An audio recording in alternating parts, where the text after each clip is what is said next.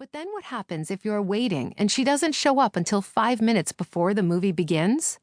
It feels like eternity and you are so restless. Do you have the same sort of impatience, enthusiasm, and passion for meditation? Do you feel so inspired to meet your inner self during meditation? That attitude brings life to meditation. Before you go to sleep, anticipate your meditation in the morning. Suggest to your higher self, I am eagerly looking forward to meeting you tomorrow morning. Practice with such interest that you become cognizant of everything that passes through you, both the transmission and the samskaras. The samskaras were yours before they went out, so feel the difference when they are gone.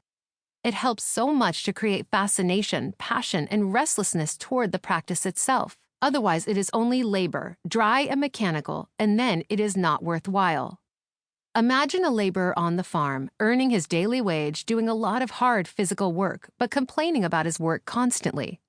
He may work the whole day, but he does not build the same muscle mass as another man who goes to the gym, only spending half an hour a day working out. It is all a matter of attitude. If your practice is purely mechanical, if you think, oh no, I have to wake up and meditate, or if you do it only to satisfy someone else, there is no need to do it at all because you will waste your time. With anything that you do, make sure you do it joyfully and cheerfully. And if you really enjoy meditation, you can do it again and again throughout the day. Of course, you don't need to stop doing other things, but there is no need to limit yourself to once every morning. A daily routine. Over the years, I've learned another very important attitude from my guides, which has helped me to deepen my meditation practice and bring it alive. Automatism.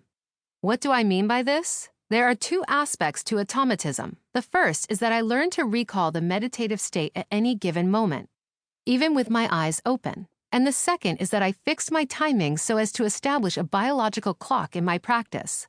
What is a biological clock? You have probably heard about the classic behavioral experiments carried out by the Russian scientist Dr. Ivan Pavlov in the 1890s.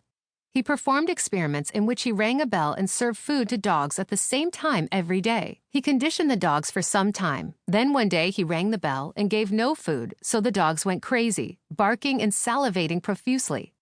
That is a learned associated response. We also develop a learned associated response by meditating at the same time every day. And after some time, as soon as we sit to meditate, we easily go into meditation because we are attuned to it. It is as simple as starting with a resolution to fix your timing for meditation and sticking to it. It may be 6 o'clock, 7 o'clock, or whatever time works for you. The main thing is to be consistent. It is more important to be consistent than to meditate one day at 8, one day at 9, one day at 6, and one day at 3 in the morning for 2 hours or 1 hour. Then, after some time, you will one day realize that you feel the same way as the salivating dogs the day you are not able to meditate at your regular hour. Do you miss it? That is the key. When your meditations are predictable, others also respect your routine and give you space. Once your friends and family know you meditate at 6 o'clock, they will not disturb you at that time. But if you keep meditating randomly, no one knows when you meditate, and then they will disturb you. I grew up in a village in Gujarat in India. In the morning after sunrise, the buffaloes were let free into the village and the farms for grazing.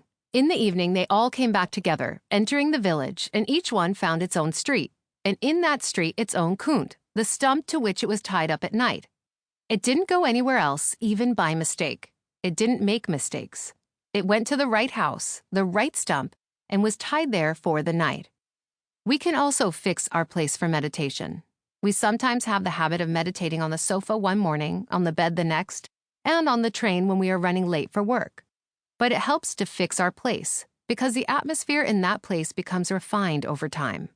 Then when we sit, it is so much easier to meditate. If we are as wise as the buffaloes, we will find one place. Love attracts.